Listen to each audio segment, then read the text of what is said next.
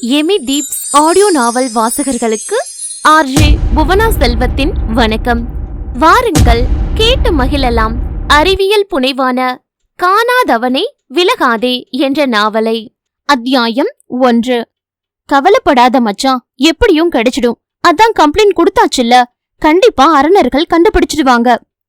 தோள் தொட்டு ஆதரவாய் பேசினான் பொகட்டெலினி நொறுங்கி கிடந்தவனிடம். எப்படியாவது அரணர்கள் கண்ணுல சிக்கிறதுக்கு முன்னாடி அவன் நம்ம கையில கிடைச்சிடணும்டா. கவலை குறையாது சொன்னான் தொலைத்தவன். சரி விடு, பாத்துக்கலாம். என்னத்த பாத்துக்கலாம்? அந்த வல்வி வேற இந்நேரத்துக்கு அவனை என்ன பண்ணாலோ, எங்க தூக்கி போட்டாலோ புலம்பினான் பறிகொடுத்தவன். அதெல்லாம் ஒன்னும் வீசி இருக்க மாட்டா. ஏதாவது ஒரு மிக்ஸ் மீடியாவுல நாசுக்கா டேட்ஸ் போட்டிருப்பான். நாம அங்க தேடி பாப்போம். போனை எடுத்து நோண்டிட ஆரம்பித்தான் பொகுட். கிடைத்திடுவான் தொலைந்தவன். அத்தியாயம் 2.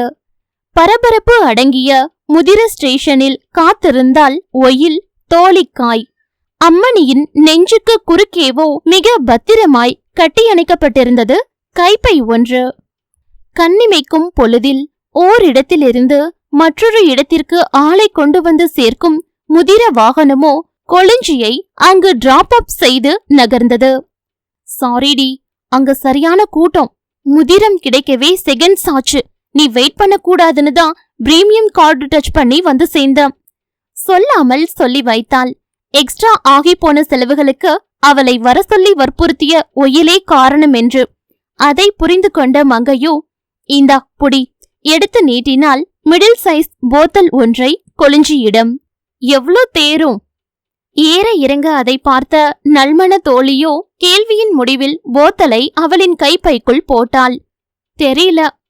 கடுப்பில் சலிப்பாய் சொன்ன ஒயிலின் முகத்தையோ கொளிஞ்சி இம்மியும் பொருட்படுத்தவில்லை. சரி சொல்லு, என்ன அப்படி முக்கியமான விஷயம்? போன்ல சொல்ல முடியாத அளவுக்கு. வந்த வேலைக்கான காரணத்தை காரியமான தோழி கேட்க யதார்த்தமான பாணியில் சுற்றத்தை நோட்டமிட்டு ஆளில்லா நடமாட்டத்தை உறுதி செய்த நங்கையோ தோள் கொண்ட கைப்பையை பிரித்து காண்பித்தால் கொளிஞ்சி பார்க்க. கிடைத்திடுவான் தொலைந்தவன். அத்தியாயம் 3. தொலைந்தவனை தேடிய களைப்பில் வீடு திரும்பி இருந்தன பொட்குவும் நாயகனான வாரிக்கையனும். எனக்கென்னவோ நம்பிக்கை இல்ல மச்சான். எப்படிதான் இத போய் ஒளிச்சு மறைச்சு டேட்ஸ் போட முடியும்? அப்படியே போட்டாலும் அவளும் மாட்டிப்பாதான. அப்புறம் எப்படிடா அந்த வல்வி ரிஸ்க் எடுப்பா? வருத்தங்கொண்டு நிதர்சனம் பேசினான் இழந்தவன். நீ நல்லா யோசிச்சு சொல்லு வாரி, நிஜமாவே பும் அந்த வல்வியோட பேக்ல தான் விழுந்தானா? சத்தியமாடா, செகண்ட்ல எல்லாமே நடந்து முடிஞ்சிருச்சு. நான் கண்மூடி திறக்கிறதுக்குள்ள வித்திரு ஸ்டேஷன்ல இருந்து கிளம்பிடுச்சு. நான் என்னோட பீ ட்ராக்கர் மூலமா ட்ரேஸ் பண்ண ட்ரை பண்ணேன்டா, ஆனா முடியல. மிஸ் ஆகிடுச்சு பொட்கு. பரிதாபம் குறையாது வாரி ஒப்புவிக்க. இங்க பாரு மச்சான், எதுவா இருந்தாலும் இப்ப நாம ஏத்துக்கிற மனநிலைக்கு வந்துடணும். வேற வழி இல்ல நமக்கு. உனக்கே தெரியும், நம்ம உலக வழக்கப்படி தொலைஞ்ச பொருள் 8 மணி நேரத்துக்குள்ள கிடைக்காட்டி அது அவ்ளோதான். என்னடா இப்படி சொல்ற? அப்ப எனக்கு அவன் திரும்ப கிடைக்க மாட்டானா? ஜனித்த நொடி முதல் உடன் இருந்த பொம்மை இனி காணவே முடியாதா என்ற நிலையில் வாரியின் குரல் சோகத்தை அப்பிக்கொண்டது. வேணும்னா நாமே அபின்ல போய் விசாரிச்சு பாப்போமா? நல்ல காலத்திலேயே அவனுங்க கிட்ட எவனும் எதுவும் மாட்டக்கூடாதுன்னு நினைப்பாங்க. இப்ப நாமளே வழிய போய் தலைய கொடுக்கணுமா? வேற என்னடா பண்ண சொல்ற? இது ஒரு முயற்சி தானே. ஒரு கால் நிஜமாவே அவன் அங்க இருந்தா, அந்த வல்வி அவனை அங்க கொண்டு போய் கொடுத்திருந்தா, அப்போ அபின் எலிவரியே முதல்ல செக் பண்ணு. தேடி பாப்போம். கிடைக்காட்டி திரேத்துக்கு போய் ஒரு ஃபார்மல் கம்ப்ளைண்ட் பண்ணி ஃபைனை கட்டி புதுசா ஒருத்தனுக்கு ஆர்டர் போட்டுட்டு வர வேண்டியதுதான். பொகுட் அடுத்தடுத்து நடக்க போகும் விஷயங்களை சொல்லி முன்கூட்டியே நண்பனை திடப்படுத்தினான். கிடைத்திடுவான் தொலைந்தவன். அத்தியாயம் 4. நிகழை. இதுதான் அவர்கள் பூமியின் பெயர். மஞ்சளான இளஞ்சிவப்பு உலோகக்கோள். அங்கும் முதன்மை உயிரினம் மனிதர்களைப் போலான ஜீவன்களே. ஆனால் பூலோக மானிடர்கள் போலில்லாது கொஞ்சம் மாறுபட்டிருப்பர் உருவ வடிவமைப்புகளில். எல்லோருக்கும் தனித்துவமான முதன்மை கருக்காடிகள் உண்டு. அதை முறையே பதிவு செய்திட அவர்களின் திரேத்தோ தனை என்றழைக்கப்படும் எண் வாரியான கோட்பாடை பயன்படுத்திடும். அவர்கள் அரசாங்கத்தின் பெயரே திரேத்து ஆகும். நிறைவு என்ற பொருள் கொண்டிருக்கும் அவ்வார்த்தையானது அங்கிருக்கும் 10,000 மக்களுக்கும் எவ்வித குறையும் இல்லா வாழ்வை வழங்கும் லட்சியத்திற்கு தோதாய் அப்பூலோக ஆட்சியின் பெயரானது. அங்கிருக்கும் மனிதர்களின் உச்சி முதல் பாதம் வரை உள்ளே வெளியே என்று அத்தனைக்கும் துணை கருக்காடிகள் தனை இருக்கும். டிஎன்ஏவையே உருவாக்கிடும் கருக்காடிகள் இவைகள்தாம். ஆகவே அனைவரின் விவரங்களும் இவைகளை கொண்டே திரேத்தில் பதிவு செய்யப்பட்டிருக்கும். உணவாய் அவர்கள் உண்டு செரிப்பது விண்கற்களும் தங்கங்களும் ஆகும். உடம்புக்கு முடியவில்லை என்றால் அபினை நாடிடுவர். அதுதான் அவர்களின் சர்வதேச மருந்தக அமைப்பாகும். போலீஸ்காரர்களை அரணர்கள் என்றும் அவர்களுக்கான ஸ்டேஷனை அரணர் நிலையம் என்றும் அழைப்பர். அவர்களின் அண்டத்தை பொறுத்த மட்டில் சட்ட திட்டங்களும் வித்தியாசமானவைகளே. எல்லாவற்றுக்கும் ஒரு விலை. கொன்றாலும் தின்றாலும் பிறந்தாலும் மரித்தாலும். ஆண்களை புமான் என்றும் பெண்களை வல்வி என்றும் குறிப்பிடுவர். இணையத்தை எலிவரி என்றழைப்பர். அவர்களுக்கான முகநூல் பெயர் மிக்ஸ் மீடியா ஆகும். அதில் அவர்கள் போடும் போஸ்டுகளுக்கு பெயர் டீட்ஸ். துரித போக்குவரத்தாய் அங்கிருப்பது மேகங்களிலான விமானங்களே. அதன் பெயரே முதிர சேவையாகும். அதே போலான மற்றொன்று வித்திரு ஆகும். மின்னலை பிடித்து ரயிலாக்கி இருந்தன அங்கிருக்கும் விஞ்ஞானிகள். அது மட்டுமின்றி தொலைத்தவைகள் என்று அதே போலான நகலிலான பொருள்களையும் சம்பந்தப்பட்ட லாகாவில் இருந்து 3 நாட்களில் பெற்றுக்கொள்ளலாம். அது நகையாக இருந்தாலும் சரி, சதை கொண்ட நரனாக இருந்தாலும் சரி, எல்லாமே அங்கு பிரதிகளுக்கு உட்படுத்தப்பட்டவைகளே. ஆகவே அவர்களின் லோகத்தில் பேக்கப் இல்லா மணல் கூட இல்லை எனலாம். எல்லாமே முன்னாடியே சேமித்து வைக்கப்பட்ட முதன்மை மற்றும் துணை கருக்காடிகள் தனையால் சாத்தியப்படும் ஒன்றே. அப்படியான கிரகத்தில்தான் இப்போது முக்கியமான ஒன்றை தொலைத்து தவித்திருந்தான் வாரிக்கையன். கிடைத்திடுவான் தொலைந்தவன். அத்தியாயம் 5. தோழிகள் இருவரும் பொடிநடையாய் நடந்து வந்து சேர்ந்திருந்தன ஒயிலின் அருங்காட்சியகத்திற்கு. என்ன பண்ணலான் இருக்க ஒயில்? தோழி கொளிஞ்சிதான் ஆர்வத்தோடு கேட்டாள். நிஜமாவே தெரியலடி. அரணர்கள் கிட்ட போனாலும் சரியான புமானை கண்டுபிடிக்க முடியாட்டி நாம தான் தண்டமா பணம் கட்டணும். எதுக்கு வம்புன்னு தூக்கி போடவும் மனசு வரல. மனசாட்சி கொண்டவளாய் அலறவள் பேச, அதுக்குன்னு இதை என்ன கையிலேயேவா வச்சுக்கிட்டு சுத்த முடியும்? பேசாம அபின்ல போய் கொடுத்துடுவோம். டச் கார்ட்ல அமௌண்டாவது ஏறும். அவர்கள் புவியில் நோட்டு மற்றும் காயின்ஸ் போலான பணம் ஏதும் கைப்புழக்கத்தில் இல்லை. சுவன்றம் பொன் என்ற தொடு அட்டைகள், டச் கார்ட்ஸ் மட்டும்தான். அதில்தான் பரிவர்த்தனைகளுக்கான தொகைகள் இருக்கும். லூசு மாதிரி பேசாத கொளிஞ்சி. தொலைச்சவன் என்ன பாடுபடுறானோ, எங்கெல்லாம் தேடி அலையறானோ. அவனுக்கு பாவம் பாக்கறத விட்டுட்டு பேசாம நான் சொன்ன மாதிரி இத கொண்டு போய் அபின்ல கொடுத்தோமா, அரணர்கள் ஃபைன்ல இருந்து தப்பிச்சோமான்னு இல்லாம நீயா போய் எதுலையாவது தலைய கொடுத்து மாட்டிக்காத சொல்லிட்டேன். சுயநலம் எட்டி பார்க்க கொளிஞ்சி ஐடியா மணியாகினாள். வாய மூடு கொளிஞ்சி. ஏன் இப்படி கொஞ்சம் கூட மனசுல ஈவு இறக்கமே இல்லாம பேசுற? இது எவ்வளவு முக்கியமான ஒண்ணு. இது இல்லைன்னா அவன் என்ன ஆகுவான்? யோசிச்சு பாத்தியா நீ? 4 மணி நேரத்துக்கு மேலாச்சு. எனக்கு தெரியும், கண்டிப்பா இத தொலைச்சவன் ஒரு வாய் தண்ணி கூட குடிச்சிருக்க மாட்டான். அதுக்கு நாம ஒன்னும் பண்ண முடியாத ஒயில். தப்பு அவனோடது. அவன்தான் கவனமா இருந்திருக்கணும். நம்ம உலக ரூல்ஸே சொல்லுது தொலைச்சவங்க தான் தண்டிக்கப்பட வேண்டியவங்கன்னு. அப்புறம் என்ன இன்னும்? உன்னோட பீலஸ் காணாம போயிருந்தாலும் இப்படிதான் பேசுவியா கொளிஞ்சி? நீ திருந்த மாட்ட. எப்படியோ போ. ஒத்துழைக்காத நண்பியை கடிந்து கொண்ட கொளிஞ்சியோ கோபித்தவளாய் அங்கிருந்து நகர்ந்தாள். கிடைத்திடுவான் தொலைத்தவன். அத்தியாயம் 6. பொட்கு மற்றும் வாரி இருவரும் அபின் அமைப்பிற்கு விரைந்தனர். எலிவரியில் அவர்கள் தேடி பார்த்தும் தொலைத்த பொருளுக்கான புது ஏலம் ஏதும் இல்லாத பட்சத்தில் நேரடி விஜயமாவது கை கொடுத்திடும் என்றெண்ணினர். அங்கிருந்து வரவேற்பாளினியிடமோ நாசுக்காய் கேள்விகள் கேட்டனர் இருவரும், தயக்கத்தை மறைத்தவர்களாய். அவளோ அவர்களை ஏற இறங்க பார்த்து வினாக்களுக்கான பதிலை சொல்லிவிடும் முன் அபினின் அரண அதிகாரிகளை அவ்விடம் வர வைத்து இருவரையும் மாட்டிவிட்டாள். வந்தவர்களோ சந்தேகத்தின் பேரில் நண்பர்கள் இருவரையும் தொக்காய் தூக்கி போய் விசாரணை அறையில் தள்ளினர். வேறு வழி இல்லாது வரியோ உண்மையை சொல்ல, பொட்குவோ அரணர்கள் கிட்ட கம்ப்ளைண்ட் கூட கொடுத்தாயிற்று என்பதையும் அவர்களுக்கு தெரியப்படுத்தினான்.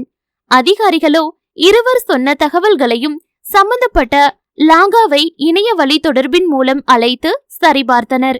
மெய்யை உறுதிப்படுத்திக் கொண்ட பதவியாளர்களோ சிக்கிய ஆடுகளை விடுவதாய் இல்லை. ஆகவே காணாது போன பும்பை தேடி இனி பிரயோஜனம் இல்லை என்ற கூற்றோடு வரியை நகலுக்கான விண்ணப்பத்தை அளிக்க சொல்லி வற்புறுத்தின. பொட்குவோ அதற்கு இன்னும் 4 மணி நேரங்கள் இருப்பதை சொல்லி அதிகாரிகளை தடுக்க, கடுப்பானவர்களோ பணம் பறிக்கும் நோக்கில் வற்புறுத்தலை கட்டளையாக்கினர். முடியாதென்று மறுத்த புமான்கள் இருவரையும் மிரட்டினர். பொய் புகார் கொடுக்கப்படும் என்று. முரண்டு பிடித்த வரியோ அபராத தொகையை கூட கட்டிட ரெடி, ஆனால் புதிய நகலுக்கான விண்ணப்பத்தை மட்டும் செய்திட முடியாது என்றான். கூடி பேசிய அதிகாரிகளோ அபினுக்கு காசு வந்தால் சரி என்ற நோக்கத்தோடு அவன் முடிவுக்கு ஒத்துக்கொண்டனர். கண்டிஷனோடு வரியின் தொலைந்த பொருளின் நகலுக்கான முன்பதிவு கட்டணமாய் அவனிடமிருந்து வசூலிக்கப்படும் பணமானது அவன் பொருள் கிடைத்தாலும் திரும்ப அவனிடத்தில் கொடுக்கப்படாது என்பதே அவர்களின் நிபந்தனையாகும்.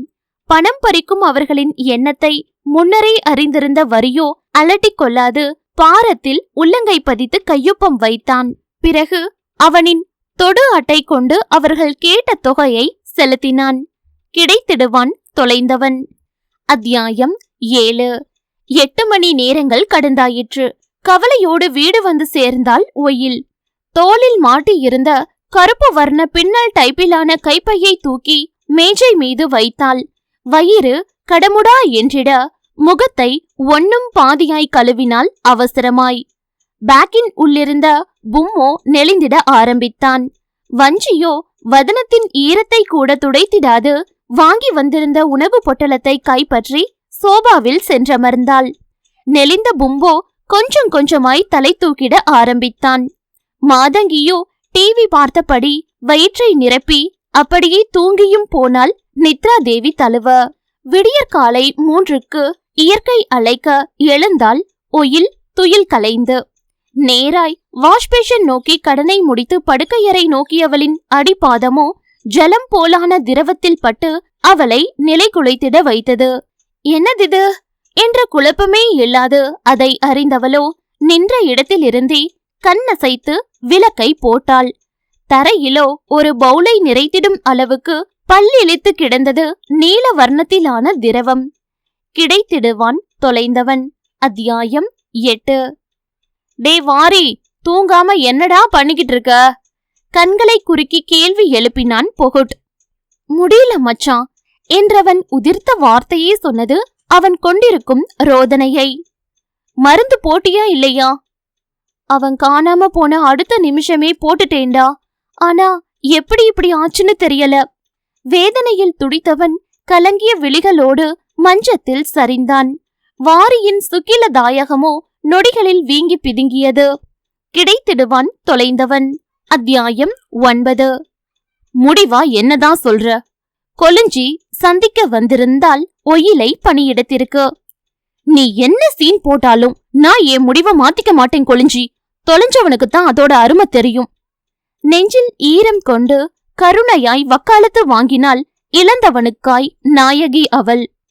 புண்ணியம் சேர்க்க நினைக்கிற போல, ஆனா நீ பாரே, அவன் இன்னும் கொஞ்ச நேரத்துல இங்க அரணர்களோட வந்து உன்னை இழுத்துட்டு போய் குடும்பிய தின்ன வைக்கிறானா இல்லையான்னு கொளிஞ்சி அவர்கள் வழக்கத்தை போற போக்கில் சொல்லி எச்சரித்தாள். ஆம், நிகழையில் ஜெயில் கைதிகளுக்கு களியெல்லாம் இல்லை. கம்பளிப்புழு இனமான குடும்பி நிலை கொண்ட பட்டுப்புழுக்கள்தான் உணவு. அதை தின்று செரித்து அவர்கள் கழிக்கும் மலத்திலிருந்து பட்டுக்களை உற்பத்தி செய்வார்கள் அங்கிருக்கும் துணிக்காரர்கள்.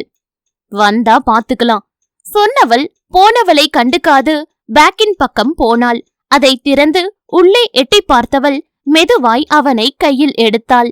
பொருட்காட்சியகத்தில் அவள் ஒருத்தியை தவிர வேறு யாரும் இல்லை. அங்கு கண்காணிக்கும் கேமராக்களும் சரி, நடமாடும் பிரதியிலான மனிதர்களும் இல்லை. ஆகவே தைரியமாய் பொம்மை உள்ளங்கையில் நிலை நிறுத்தியவள் மென்மையாய் அவனை வருடி கொடுத்தாள். ஒயிலின் வருடல் கொண்ட ஸ்பரிசத்தால் சாந்தமான பும் கொஞ்சம் கொஞ்சமாய் வீறு கொள்ள ஆரம்பித்தான். அவனை வாஷ்பேஷன் தூக்கி போன நறுதுதலோ அவனை சுடுநீர் கொண்டு குளிப்பாட்டி டிரையர் மூலம் காய வைத்தாள். பின் அவனை கொண்டு வந்து மீண்டும் பழையபடி கைப்பைக்குள்ளேயே ஒளித்து வைத்தாள். கிடைத்திடுவான் தொலைந்தவன். அத்தியாயம் 10. ஒரு நாளே ஓடிப்போயிருக்க இனி போனவன்தான் என்றெண்ணினர் நண்பர்கள் இருவரும். இருப்பினும் அரணர் ஸ்டேஷன் சென்று புகாரை வாபஸ் வாங்கிடும் முன் ஒரு முறை அவன் தவறவிட்ட அதே வித்திரு ஸ்டேஷனுக்கு சென்று வேவ பார்த்திட யோசனை கொண்டான் வாரி. நண்பனின் நப்பாசையை கெடுக்க நினைத்திடாத பொகுட்டோ அவனின் எண்ணத்திற்கு மறுபேதும் கொள்ளாது இசைந்தான். என்னடா, ஏதாவது தெரிஞ்சுதா? பொகட்தான் வினவினான் வாரியிடம். இல்லடா மச்சான், ஒருவேளை அந்த வல்வி இந்த பக்கம் எதிர்ச்சியா நேத்து மட்டும் வந்தவளோ என்னவோ. நீ அவளை சரியா பாத்தியா? அடையாளம் ஏதாவது ஞாபகம் இருக்கா உனக்கு? ஒரு சின்ன விஷயம் கிடைச்சா போதும், தேடிடலாம் எப்படியும். நான் அதையெல்லாம் கவனிக்கலடா. நானே முடியலன்னு கிடந்து தவிச்சுக்கிட்டு இருந்தேன். இதுல எங்க இருந்து அவளை பாக்குறது? தலைவலியால் வந்த வினையை எண்ணி நொந்தான் வாரி. சரி, நீ பாக்கலன்னா என்ன? பே ஆப்ல ஏதாவது ஸ்டோர் ஆகியிருக்கான்னு பாத்தியா? ஆமால்ல, அத பாக்கவே இல்ல பாரு. முதல்ல அத பாருடா என்று நண்பனை துரிதப்படுத்தினான் அர்ஜுன். பிரசண்டம், வேகம் என கூறப்படும் செயலியானது அவர்கள் பேரண்டத்தின் GPS ட்ரக்கர் ஆகும். அதனை சுருக்கமாய் பி என்றழைப்பர் அங்கிருப்போர். கிடைத்திடுவான் தொலைந்தவன். அத்தியாயம் 11. தோழியிடம் சண்டை போட்ட விரக்தியில் அபினுக்கு வந்திருந்தாள் கொளிஞ்சி. நேற்று ஒயில் கொடுத்த போத்தலை அங்கிருக்கும் உரிய பகுதியில் சேர்த்து முடிவிற்காக காத்திருந்தாள். நிகழையின் கட்டாயமான சில விதிகளில் முதன்மையானது, அஞ்ஞால மக்கள் ஒவ்வொருவரும் அவரவர் எச்சிலை வாரம் ஒரு முறை போத்தலில் சேமித்து அபின் இலாகாவிடம் சமர்ப்பித்திட வேண்டும் என்பதாகும். அதை உரிமையாளரை தவிர்த்து வேறு ஆட்களும் கொண்டு வந்து அபினில் கொடுத்திடலாம். அப்படியான சூழ்நிலையில் பரிசோதனைக்கு உட்படுத்தப்படும் எச்சிலானது வந்திருப்போருக்கு சொந்தமற்றது என்ற அறிக்கை ஒன்று வெளியாக்கப்படும். அதற்கான அபராத தொகையாய் வந்தவர் கணக்கிலிருந்தும் எச்சிலுக்கு சொந்தமானவரின் கணக்கிலிருந்தும் சிறு தொகை கழிக்கப்படும். கொளிஞ்சியோ அவளின் தொடு அட்டையில் தொகை ஏறி இறங்கி ஒரு நிலைக்கு வந்த பின்னர் அங்கிருந்து நகர முற்பட்டாள். அந்நேரம் பார்த்து தென்பட்டது அவளின் கண்ணில் சிற்றேடு ஒன்று. அதிர்ஷ்டத்தின் வரமாய் அதை நயனங்களால் ஸ்கேன் செய்தவள் மூளையோ சுயநலத்திற்கு தீனி போட்டிட ஆரம்பித்தது. கிடைத்திடுவான் தொலைந்தவன். அத்தியாயம் 12. பொகுட், இங்க பாருடா, அலறினான் வாரி. அவன் அலைபேசியில் இருந்த பி டிராக்கர் மஞ்சள் சமிக்ஜை காட்டிட, முழுசா காமிக்காம எதுக்கு விட்டு விட்டு காமிக்குது என்ற பொகுட்டோ பி செயலி காண்பித்த நடைபாதையில் வாரி முன்னே போக அவன் பின்னே ஓடினான். இருவரும் அரணர் நிலையம் சென்று தொலைத்தவன் பால் கொடுத்த புகாரை வாபஸ் வாங்கிக் கொண்டு வந்திருந்தன அபினுக்கு. இனி பும் இல்லாது நேரத்தை கடத்திடவும் முடியாது வாரியால். நேற்றைய இரவை தூக்கத்தை தொலைத்திருந்தான். போனவன் தூரமிருந்து அவனை வாட்டிட உடனடியாக பும்முக்கான நகலொன்றை பெற்று வாரி அவன் பிரச்சனையை தீர்த்திட வேண்டும். இல்லையேல் பல உபாதைகளுக்கு வாக்கப்பட்டிடுவான் புமான் அவன். ஆகவே பொகுட்டோடு நேராய் அபினுக்கு வந்திருந்தான் வாரி. அரணர் ஸ்டேஷன் கம்ப்ளைண்ட் அறிக்கை எண் மற்றும் அங்கே செலுத்திய அபராத தொகை ரசீதுக்கான எண் ரெண்டும் புறங்கையில் யாரும் பார்க்கா வண்ணம் அச்சிடப்பட்டிருக்க, யூவி வெளிச்சத்திலான கருவியில் அபின் அதிகாரிகள் அவ்விரு எண்களையும் ஸ்கேன் செய்த பின்னரோ அவைகள் காணாது போயிடும் என்பது குறிப்பிடத்தக்கதாகும். கிடைத்திடுவான் தொலைந்தவன். அத்தியாயம் 13. கடவுளே, எல்லாம் நல்லபடியா நடக்கணும். இறைவனை பிரார்த்தித்துக் கொண்டாள் ஒயில். அவள் பணிபுரியும் காட்சியகத்தில் கண்காட்சி ஒன்று அரங்கேற உள்ளது. அது எவ்வித தடையும் இன்றி சிறப்பாய் நடந்திட வேண்டியே பஞ்ச சாதாக்கியத்திடம் கோரிக்கை வைத்தாள் பெண்ணவள். ஆனால் அவளின் கெட்ட நேரம். அரணத்துறை அதிகாரிகள் இருவர் அவளை தேடி வந்தனர் அருங்காட்சியகத்திற்கு. அவர்களின் குற்றச்சாட்டில் ஆடிப்போனாள் ஒயில். தோழி துரோகியாகியிருக்க. பேராசை கொண்ட கொளிஞ்சியோ அபின் அதிகாரிகளை சந்தித்து நண்பியிடம் மூன்றாவது நபரின் தொலைந்த பொருளொன்று இருப்பதாய் தகவல் கொடுத்தாள். அதற்கு சான்றாய் பொது இடங்களில் ஒயிலின் நடவடிக்கைகளை கண்காணித்திட சொல்லி அதிகாரிகளை கேட்டுக்கொண்டாள். அவர்களும் கொளிஞ்சியின் பேச்சுக்கு ஏற்ப ஒயிலை கவனிக்க கருப்பு கைப்பையை அவள் கட்டிக்கொண்டு நடக்கும் விதமும் சுந்தரியின் கருவிழிகளில் தெரிந்த பயமும் ஏதோ ஒன்றை அவள் மறைக்கிறாள் என்பதை வெட்ட வெளிச்சமாக்கியது. ஆகவே சந்தேகத்தை உறுதிப்படுத்திய அதிகாரிகள் அவளிடம் இருக்கும் பொருளை அபினுக்கு சொந்தமாக்கிட வேண்டி உடனடியாக களத்தில் குதித்தனர். அரணர்கள் முந்திடும் முன் அபின் அதிகாரிகள் அரணர் நிலையத்தை தொடர்பு கொண்டு சங்கதியை சொல்லி ஒயிலை கைது செய்திட புகார் அளித்தனர். தகவல் கொடுத்து தொடு அட்டையை நிரப்பிடுங்கள் என்ற சிற்றேட்டை பார்த்த பிரதிபலனாய் ஒயிலை மாட்டிவிட்ட கொளிஞ்சிக்கோ தரமற்ற செயலுக்கான சன்மானம் கிடைத்தது. கிடைத்திடுவான் தொலைந்தவன்.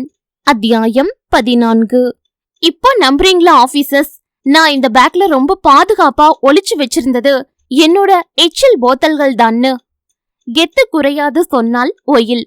அரணர் துறையின் முகமோ இறுகி போனது. தரையிலோ போத்தல்கள் எல்லாம் கொட்டி போய் கிடந்தன. கைப்பைக்கு அருகில் தவறான தகவலின் பேரில் அவளை கைது செய்ய வந்திருந்த காக்கி சட்டைகளோ வல்வி அவளிடம் மன்னிப்பு கேட்டு நகர்ந்தனர். நல்ல வேளை அவர்களிடம் பிடிகொடுக்காது எதிர்வாதம் கொண்டு கைப்பையை தரையில் தவறவிட்டது நல்லதாய் போயிற்று என்றெண்ணினாள் கோமகள் அவள். இல்லையேல் தோழி என்று நம்பிய பாம்பின் பேராசையால் ஜெயில் கைதியாக வேண்டியிருக்கும் என்பதையும் எண்ணி வெம்பினாள். அதே சமயம் அரணர்கள் கிளம்பி போன அடுத்த நொடியே இதுவரை கொண்டிருந்த கலவரத்தை வெளிப்படுத்தியவளாய் பெருமூச்சு கொண்டாள் ஒயில். எச்சில் போத்தல்களை அள்ளி பேக்கில் போட்டவள் தாமதிக்காது ஓடினாள் கண்காட்சி சிலைகளை நோக்கி. சுற்றி முற்றி பார்க்க அவள் நிகழ்த்திய சேட்டையோ அங்கு நகலை கொண்டிருக்க அசல் எங்கே என்று தேடியவளின் உள்ளமோ பதைத்தது. கைகளை பிசைந்தவள் கூட்டத்தில் பதற்றத்தை மறைத்தவளாய் ஓரிடம் நில்லாது அலைந்து திரிய இடித்தால் திடமான தோல் ஒன்றின் மீது. கண்டுக்காது விலக பார்த்தவன் முன்னோக்கி போக ஏதோ ஒன்று சிந்தைக்குள் உலாவ தரை பார்த்து சிந்தனை கொண்ட ஏந்திலையையோ திரும்பி பார்த்தான் வாரி. எதையோ உணர்ந்தவளாய் ஒயிலும் அவனை தலைதூக்கி ஏறெடுக்க மிதமான மந்தைக்குள் ஆட்களை ஒதுக்கி அவள் நோக்கி வந்தான் நாயகன் அவன். நேரெதிர் இடைவெளியில் ஒருவர் முகத்தை மற்றொருவர் பார்த்து நிற்க இடிபிடியில் இருவரின் நெருக்கமும் நூலிடையாகி போனது. வாரியின் முஷ்டி மடங்கி இருந்த கரமோ ஒயிலின் விரல்களில் லேசாய் உரசியது. அங்கனமே ஆயிலையின் சிந்தைக்குள்ளோ வண்ணமயமான காட்சி ஒன்று விரிந்து முன்னிருப்பவனின் தகிடு தத்தத்தை அவளுக்கு காட்டிக் கொடுத்தது. அவைகளை நிகழ்காலத்தில் உறுதிப்படுத்தும் பொருட்டு வாரியின் உள்ளங்கை ஒளிந்திருந்த முகக்கவசத்தை இழுத்து அவன் முகத்தில் அணிவித்து விட்டாள் மாதங்கி அவள். அவன் செங்கரு ஊதாவர்ண விலோசங்களோ ஆழமாய் அவளை ஊடுருவிட வாரியுமே இறுகப் பற்றினான் ஒயிலின் கரத்தை. கிடைத்திடுவான் தொலைந்தவன். அத்தியாயம் 15. கொளிஞ்சியை அபின் நிலையத்தில் உணர்ந்த நொடி வாரியின் பி டிராக்கரோ சத்தம் போட்டு சமிக்ஸை காண்பித்தது. என்ன ஏதென்ற காரணத்தை முழுமையாய் அறிந்திடா போதிலும் ஒரு கால் தொலைந்தவனை பத்திரப்படுத்தி வைத்திருக்கும் நல்லவள் அங்கிருக்கிறாளோ என்ற எண்ணத்தோடே அவ்விடம் சுற்றி அலைந்தனர் நாயகனும் பொகுட்டும். ஆனால் உண்மையிலேயே பி டிராக்கர் கண்டறிந்து ஹிண்ட் கொடுத்தது கொளிஞ்சியின் கைப்பையில் இருந்த ஒயிலின் எச்சில் போத்தலை அறிந்ததலாலேயே ஆகும். இருப்பினும் இதை அறியா வாரியும் அவன் நண்பனும் பி டிராக்கர் சொன்ன வழி அவர்களின் தேடலை பின்தொடர்ந்தன. கொளிஞ்சியோ தோழியை அரணர்கள் அரசு செய்யும் காட்சியை காண ஆவல் கொண்டு காட்சியகம் நோக்கினாள். ஆனால் அவளின் இருப்பையே ஒயில் காணாது பார்த்து கொண்டாள் கள்ளியவள். ரகசிய உளவாளி போல் அருங்காட்சியகத்துக்குள் சுற்றி திரிந்த சதிகாரியோ எப்போதடா அரணர்கள் வரும், ஒயிலை பிடித்து போகும், அவள் கைப்பையை ஆட்டையை போட்டிடலாம் என்று மணியையே பார்த்திருந்தாள். காரணம், அன்றைக்கு பொம்மை முதலாய் கைப்பையை திறந்து ஒயில் காண்பிக்கையில் அதனோடு சேர்த்து பல எச்சில் போத்தல்கள் அதற்குள் இருப்பதையும் கொளிஞ்சி பார்த்திருந்தாள். பேச்சு கொடுத்து போட்டு வாங்க தெரிந்து கொண்டால் பணத்தாசை கொளிஞ்சி சிலை வடிப்பதில் பிஸியாக இருந்த காரணத்தால் நிறைத்த போத்தல்களை உரிய நேரத்தில் அபினில் ஒயிலால் சேர்த்திட முடியவில்லை என்று.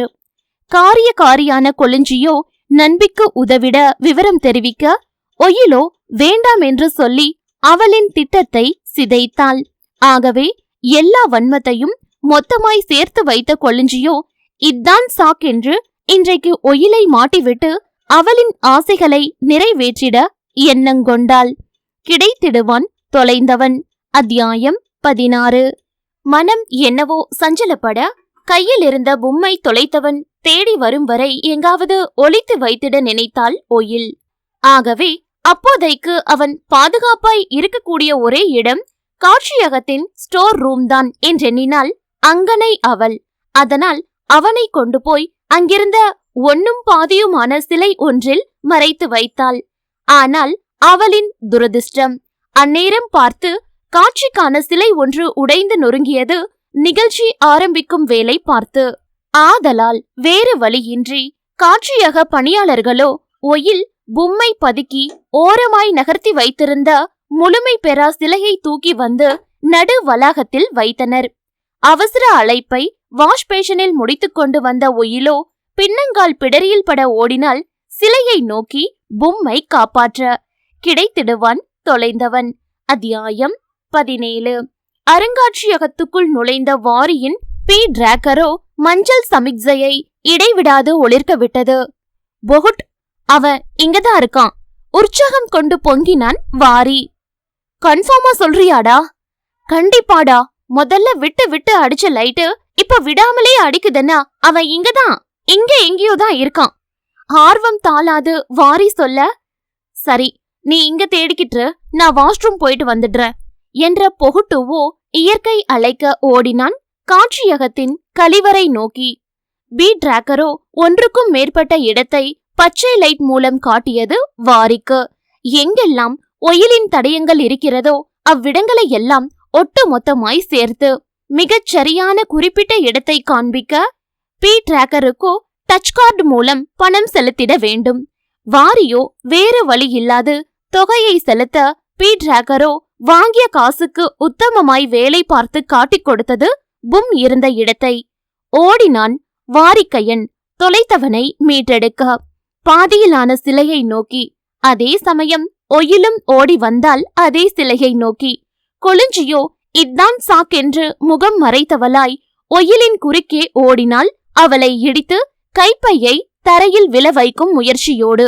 பொகுட்டோ தூரத்தில் இருந்தபடி வாரியின் செயலை கண்டு அவன் நோக்கி விரைந்தான். ஆக மொத்தம் ஆளுக்கொரு பக்கமாய் இருந்தபடி ஒரே சிலையை குறியாக்கி ஓடிவர அரணர்களோ அதிரடியாய் காட்சியகத்துக்குள் நுழைந்து ஒயிலை தடுத்து நிறுத்தினர். வாரியனின் தோல் இடித்து கொளிஞ்சியின் பக்கம் போய் நிலை தடுமாறிய ஒயிலோ அரணர்களின் கையில் சிக்கி நின்றால் நிலை குலைந்தவளாய். பெண்ணவளின் கைதுக்கு காரணமான ஆருயிர் தோழியோ விருட்டென வேறு பக்கம் போய் ஒளிந்து கொள்ள வாரியோ தடாலடியாய் சிலையில் இருந்த அவன் பொம்மை எக்கி எடுத்து அவனின் பொருத்தி கொண்டான். அதுவரை அவனுக்கு அரணாக இருந்த பொகுட்டோ விலகி வழிவிட தலை திருப்பி கூட்டத்தை மன நிறைவோடு பார்த்தான் வாரி. இச்சம்பவத்தை தான் ஒயில் இறந்த கால படமாய் பார்த்து முடித்திருந்தால் வாரியனின் கரம் அவள் விரல்களில் உரசிட. பி டிராக்கர் மூலம் அங்கிருந்த கொளிஞ்சியை கண்டு கொண்ட அரணர்களோ அவளை பேச விடாது வாயை லேசர் செய்து இழுத்து போயினர்.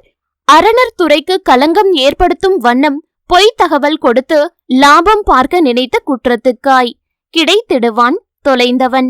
அத்தியாயம் 18. நடந்தது என்ன? வாரியன் மற்றும் ஒயில் இருவரும் வித்துருவில் பயணித்தனர் பணிக்கு செல்ல. நாயகி அவள் அமர்ந்திருக்க நாயகனோ அவளுக்கு நேர் எதிரே நின்றிருந்தான். உடல்நிலை சரியில்லாதவனோ அவ்வப்போது கசிந்த அவன் பொம்மை கைக்குட்டையால் துடைத்து சுத்தம் செய்து கொண்டே இருந்தான். ஒயிலோ அவள் இறங்கும் ஸ்டேஷன் வரப்போவதை உணர்ந்தவளாய் கைப்பையை திறந்தால் போனை தூக்கி அதற்குள் போட. அப்போதென்று பார்த்து வாரியனின் நிலையோ மோசமாகி ஆனவன் எதிர்பாரா வண்ணம் தும்பல் ஒன்று வந்து அவனை திக்குமுக்காட வைத்தது. ஒயிலோ வித்துருவின் கதவுகள் திறக்க அங்கிருந்து வெளியேறி நடையை கட்டினாள். நொடியில் நடைபெற்ற அச்சம்பவத்தின் முடிவில் அறிந்து கொண்டான் வாரியன். வீரியமான தும்பலோ அவன் பொம்மை காணாமல் ஆகிவிட்டதென்று. விருட்டென பார்வைகளால் நின்ற இடம் துளாவியவனோ பும் அங்கு இல்லாததை உணர்ந்த நொடி எதிரில் இருந்த வல்வியின் கைப்பைக்குள்தான் அவன் விழுந்திருக்க கூடும் என்று ஆணித்தரமாக நம்பினான். அவள் யாரென்று கண்டறிய முற்பட்டவனோ முடிவில் தோற்றுப்போனான். இறுதியாய் நண்பன் பொகுட்டுக்கு அழைத்து விஷயம் சொல்லி கம்ப்ளைண்ட் கொடுக்க போனான். கிடைத்திடுவான் தொலைந்தவன். அத்தியாயம் 19.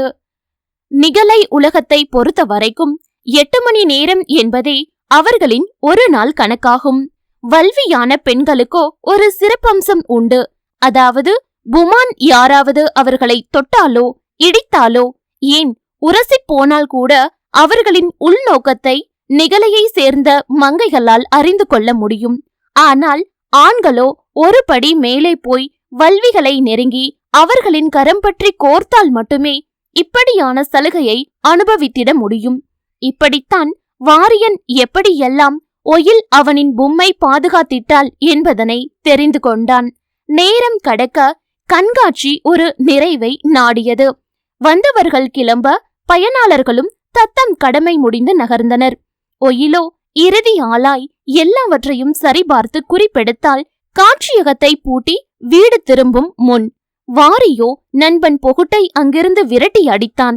ஒயிலோடு தனியாய் பேசிட விரும்பி தனியொருத்தியாய் வேலையில் மூழ்கி இருந்த வாசுரையை தேடி ஆளில்லா அருங்காட்சியகத்துக்குள் நுழைந்தான் வாரி. ஹாய் என்றவனை திரும்பி பார்த்த பாவையோ மென்முறுவல் கொண்டவளாய், இங்கென்ன பண்றீங்க?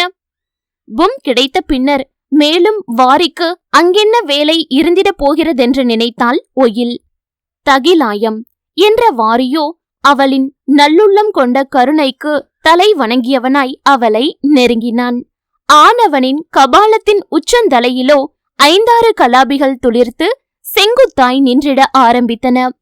வாரியின் யாக்கை கொண்ட மாறுதல்களில் அவன் எண்ணம் உணர்ந்த கோற்றொடியோ சிலிர்த்து போனாள்.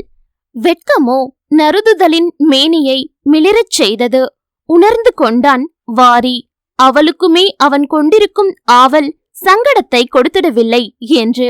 சொச்ச வாழ்க்கையையும் இனி பொற்றொடி அவளோடு கழித்திட விரும்பிய இளைஞனோ சுந்தரியின் சம்மதம் வேண்டி ஒயிலின் வதனம் நெருங்கினான். வாரியின் எண்ணத்தில் சிவந்திருந்த சிங்காரியோ செங்கர வர்ணத்திலான அவன் பிரேட்சணங்கள் யாமல பச்சை நிறமாய் மாறக் கண்டாள். இளமையின் இஷ்டத்தில் மறுப்பு கொள்ளா நாயகியின் முதுகிலோ மூடி கிடந்த நுண்ணிய பிசமங்கங்கள் இறகுகள் விரிந்திட ஆரம்பித்தன. இருவரின் மூவிரல் கொண்ட கரங்கள் ரெண்டும் இறுக்கமாய் கோர்த்து மூடிக்கொள்ள வதனங்களோ மென்னுரசல் கொண்டன. வாரிகையனின் பொம்மோ வீறு கொண்டு நின்றான். அம்மணியின் கருவிலை உருவத்திலான பீலலோ முட்டி மோதியவனை ஏங்க விடாது கொஞ்சம் கொஞ்சம் மலர்ந்து விரிந்தது. நிகழை வாழ் மனிதர்களின் முகத்தில் கண் காது உதடெல்லாம் இருக்க வேண்டிய இடத்திலேயே இருக்கும் பாரி மக்களை போலவே. ஆனால் நாசி என்பதோ அவர்களுக்கு கிடையவே கிடையாது. கேசம் கொண்டிருக்கும் சிரசிலேயே அவர்களுக்கான சுவாச துவாரங்கள் மிக நுண்ணிய அளவில் இருக்கும். ஆகவே மூக்கு இருக்க வேண்டிய இடத்திலோ அவரவருக்கான உறுப்புகள் இருக்கும். புமான்களின் ஆண்மையையே பும் என்றும் வல்விகளின் பெண்மையையே பீலல் என்றும் அவர்கள் தரணியில் குறிப்பிடப்படும்.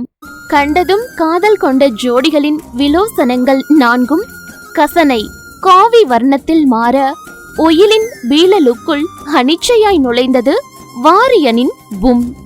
புனிதமான இணை விளைச்சு அமோகமாய் அரங்கேற ஜோடிகளின் இதழ்களோ ஆறு தழுவிக்கொண்டன அன்பில் திளைத்து.